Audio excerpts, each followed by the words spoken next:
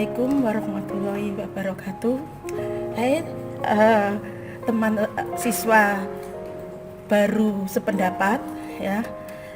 Hari ini Ibu akan menjelaskan tentang program konselor sebaya yang ada di SMP Negeri 24 Surabaya. Nah, di dalam konselor sebaya di Indonesia ini ada kasus sekitar tahun 2017 sekitar 400 bahwa siswa itu mengalami permasalahan seksual ya. Yang kedua, di tahun 2017 juga data menunjukkan 117 itu siswa juga mengalami masalah bullying. Dan di tahun 2017 juga siswa itu sekitar kurang lebih 214 siswa mengalami berbagai macam permasalahan di antara pertemanan juga ya di situ. Untuk itu konselor sebaya di SMP Negeri 24 Surabaya ini akan mengajak kalian semua untuk ikut bergabung di dalam konselor sebaya SMP Negeri 24 Surabaya. Karena pada dasarnya anak-anak itu mengalami perkembangan dari usia anak-anak masa SD menuju masa remaja. Nah, di dalam masa remaja itu terjadilah perubahan tersebut. Sehingga kalian baru masuk di 24 mesti akan mengalami perubahan itu. Selain perubahan fisik, maka juga akan mengalami permasalahan. Di antaranya adalah bisa juga secara pribadi, sosial, belajar dan karir. Maka bimbingan konseling di SMP Negeri 24 Surabaya juga akan menjembatani untuk kegiatan konselor sebaya, yang mana teman-teman kalian yaitu nantinya juga akan direkrut sebagai anggota konselor sebaya. Karena pada dasarnya anak-anak di dalam mengatasi permasalahan itu kadang-kadang tidak berani mengungkapkan dengan orang tua, bapak, ibu, guru dan yang lainnya. Mereka lebih condong cenderung dengan teman-teman sebayanya, yaitu teman-teman yang ada di kelas itu, bisa jadi di kelas yang lain. Nah, mereka juga akan menjelaskan.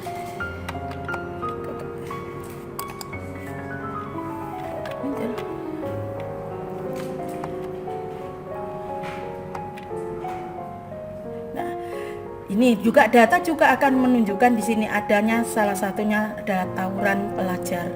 Ini juga terdapat di tahun 2010 128 kasus, 2011 330 kasus, 82 tewas, 2012 dari Januari sampai dengan Juni itu sekitar 139 kasus dan 12 tewas. Kebanyakan ini remaja ini karena merasa akunya tinggi, identitasnya tinggi, mereka lebih mengemukakan emosinya, yaitu terjadinya tawuran seperti itu. Maka untuk menghilangi tawuran tadi ini, maka perlu adanya kegiatan konselor sebaya. Nah, di dalam Komisi Nasional Perlindungan Anak ini terjadi 4.500 pelajar, 97% pernah menonton film porno. Di antaranya 93,7% pernah melakukan ciuman, dan 62% ini remaja SMP ini sudah tidak perawan atau gadis. Lah ini untuk menghindari model kenakalan remaja seperti ini, maka perlu adanya kegiatan konselor sebaya. Adapun tujuannya di sini adalah peserta memahami peran dan fungsi BK yang dikaitkan dengan konselor sebaya. Maka BK yang ada di 24 anak-anak harus dimanfaatkan ya, dengan harapan Ibu bahwasanya BK bukan polisi sekolah, tetapi BK adalah sahabat siswa. Di sini peserta juga memahami pengertian tujuan, manfaat dan adanya konselor sebaya. Ya. Kemudian siswa di sini sebagai peserta mampu mengidentifikasi kriteria nantinya yang akan menjadi calon konselor sebaya. Peserta atau siswa yang baru ini harus mampu menjalankan peran konselor sebaya dalam pencegahan dan penanganan masalah psikososial para siswa di sekolah.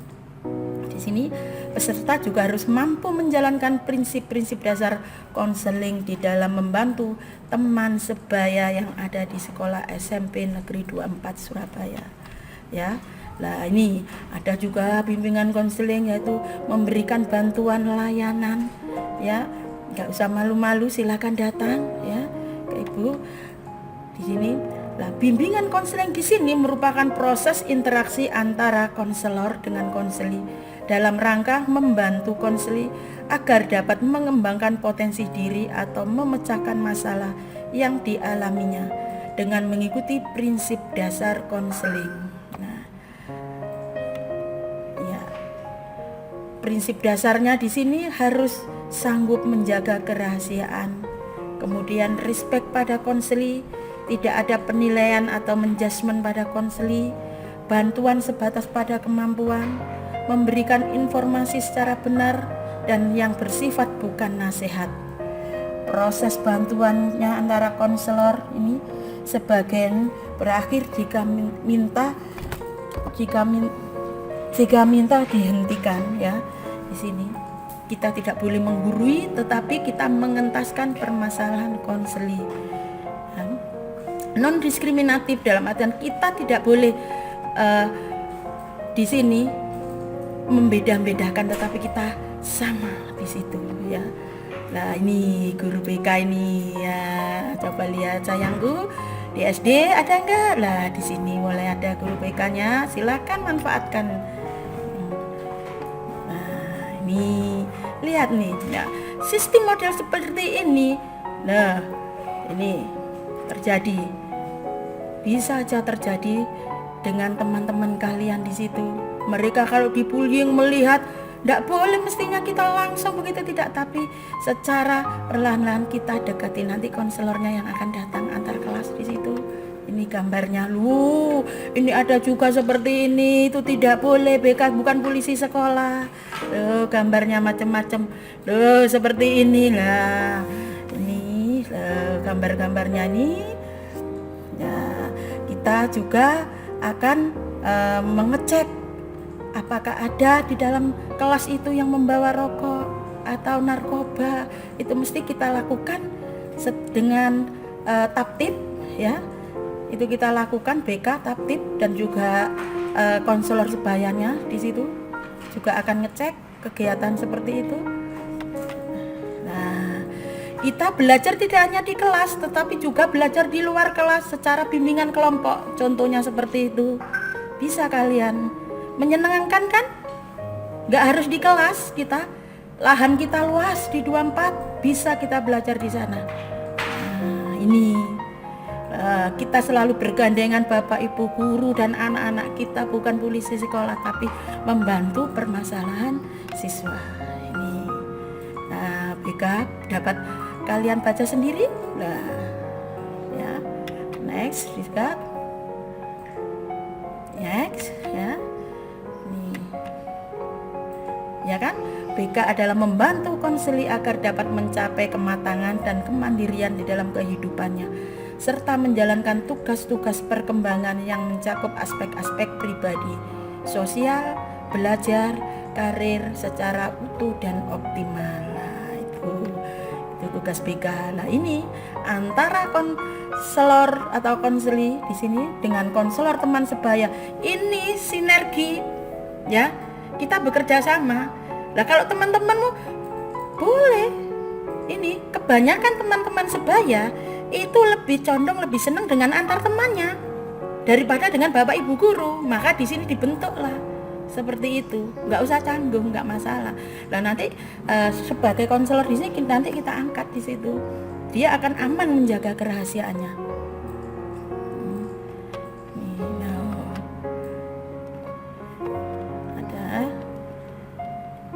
Ada layanan bantuan konselingnya, ini diberikan oleh teman-teman sebayanya. Biasanya ini adalah seusia atau tingkatan pendidiknya hampir sama yang telah terlebih dahulu diberikan pelatihan-pelatihan untuk menjadi konselor sebaya, sehingga diharapkan dapat memberikan bantuan baik secara individual maupun kelompok kepada teman-teman yang bermasalah ataupun mengalami berbagai hambatan dalam perkembangan perkepribadiannya. Nah, tadi apa fungsi, peran, tujuan, manfaat, dan kriteria dari konselor sebaya? Waduh, di sini fungsi dan perannya ada anak-anak susah sekali belajar matematika. Bagaimana lah ini pertemanan ini? Ya, kita ambil yang baiknya.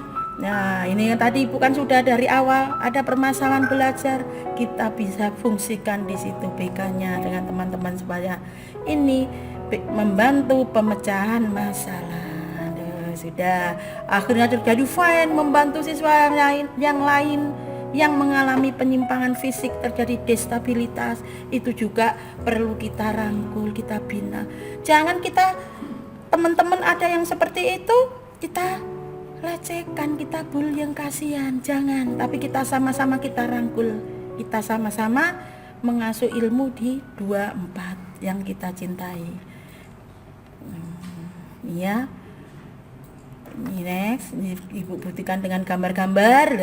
Ini juga ada kakak kelasmu yang dulu membantu siswa baru dalam mengembangkan hubungannya dengan teman dan personil sekolah. Biasanya anak yang baru masuk SMP tahap perkembangan awal itu adalah mengalami masalah sosial dan masalah belajar. Kalau masalah sosial di sini antar pertemanan, biasanya kalau SD kan bolo-boloan hanya itu saja. Tetapi kalau di SMP tidak, kalian boleh bergabung bermain dengan macam-macam teman yang ada di SMP 24 dari berbagai macam sekolah dasar yang ada di Surabaya. Seperti itu. Ya, boleh. Kita tidak boleh pilih-pilih, tidak boleh. Nah, ini ada yang membantu, ini namanya konseling secara individu, yang di situ ada 2 arah. Ya. Nah, membantu penyesuaian sosial bagi siswa yang asing, maksudnya yang baru masuk, bukannya malah dibullying, tidak, tapi diajak supaya fine, senang di 24. Coba weight climbingnya, eskulnya banyak sekali, bisa kalian ikut program-program itu, volinya, paskibnya, pramukanya. Oh, kalau ajang prestasi 24 jangan diragukan. Tuh, itu contoh-contoh gambarnya sudah Ibu buatkan ya. Nah, tujuannya tadi ya, konselor sebaya sebagai teman curhat. Itu ada problem, ada solusi ke 1, ke 2, ke 3, baru nanti ke guru bimbingan konselingnya. Teman-teman silahkan curhat ke teman-temannya.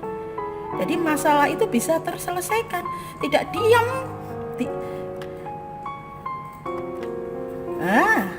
Menjalin pertemanan, hubungan sosial yang baik, kita bergandengan tangan satu dan yang lainnya. Dari sekolah SDN Kebraun 2, nggak kenal dengan SDN Kebraun 1, Muhammadiyah, Hang Tua, akhirnya kita bergandengan tangan. Kalau sudah masuk di SMP Negeri 24, kita adalah menjadi keluarga besar SMP 24 Surabaya. Nah, ini kita harus jaga nama baik. Membina percakapan terampil di sini. Harus bisa mendengarkan dengan teman-temannya yang menjadi konselor, ya. Harus tahu, jangan istilahnya kamu yang menasihati, tidak. Tadi hari menjadi pendengar yang baik. Ini yang tidak punya masalah belajar tidak bisa. Akhirnya walaupun kita susah, diibaratkan kita berada di jembatan, kalau kita bergandengan tangan, kita bersama-sama, insya Allah kita berhasil mencapai tujuan. Nah, itu contohnya di dalam gambar itu. Nah, sudah Ya, mampu menjalin hubungan dengan baik dengan kakak kelas. Wah, sudah biasa. Bisa di halaman 24 Surabaya luas kalian bisa bercanda seperti itu.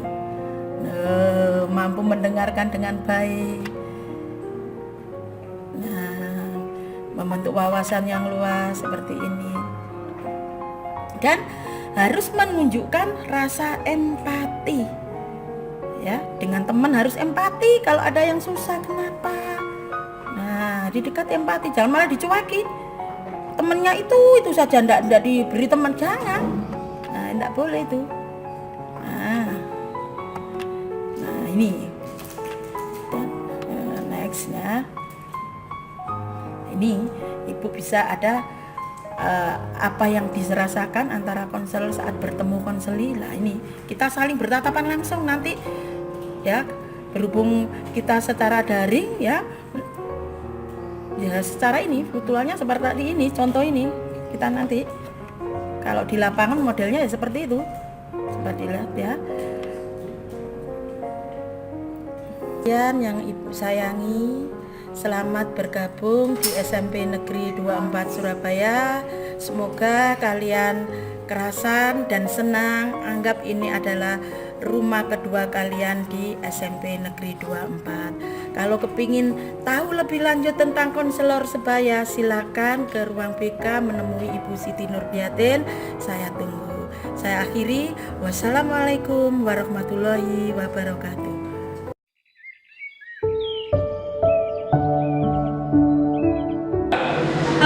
Assalamualaikum.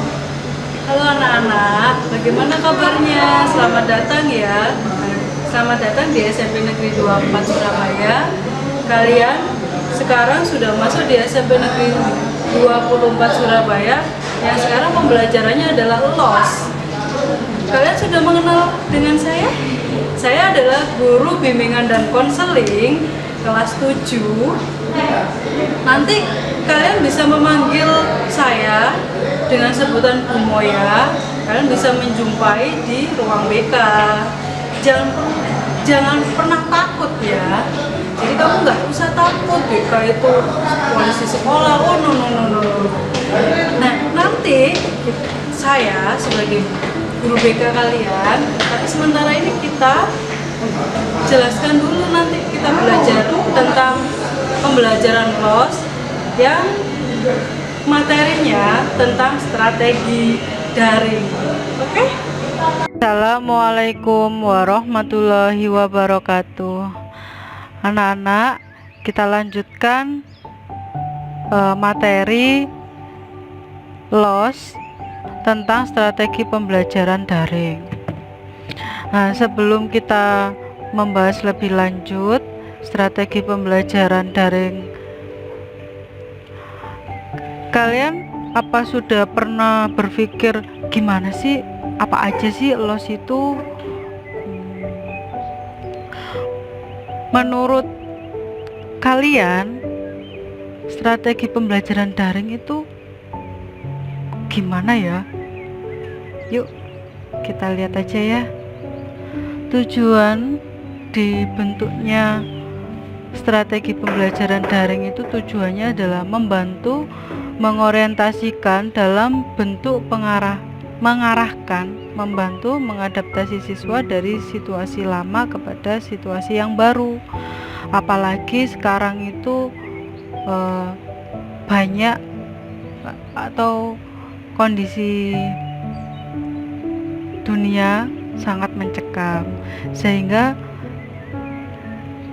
daring ini sangat bermanfaat. Memang banyak sekali manfaat dan banyak sekali kendalanya. Nah, yuk lanjut. Strategi pembelajaran daring itu ada 4 ya. Apa aja sih? Yang pertama, kita harus mempersiapkan yang dibutuhkan. Yang kedua, tetap memanajemen waktu, itu yang penting.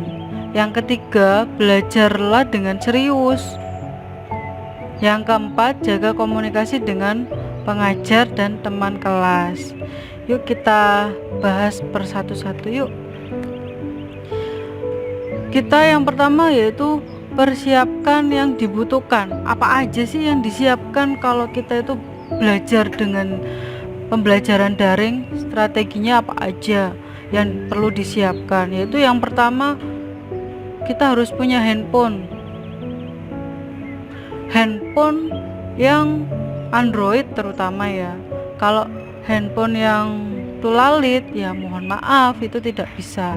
Mungkin sekarang tidak ada yang tidak punya handphone Android. Semua kalangan itu punya handphone Android. Tapi terkadang ada yang terkendala dari internet. Nah, internet itu juga penting. Sekarang itu makanan pokoknya yaitu internet. Punya HP, nggak punya internet, nggak bisa. Kalau dulu, kalau kita itu tidak menggunakan belajar daring, ya kita tatap muka bisa.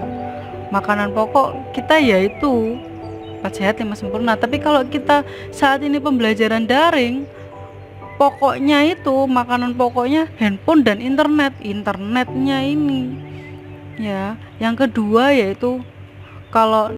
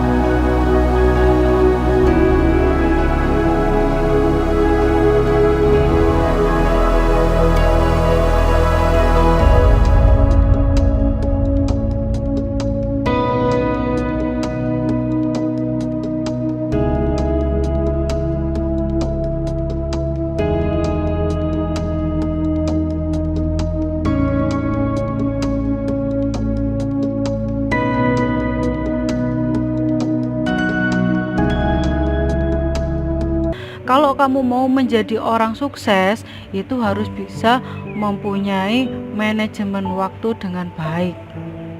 Yang kedua, membuat jadwal kegiatan sehari-hari. Yang sangat penting itu apa sih?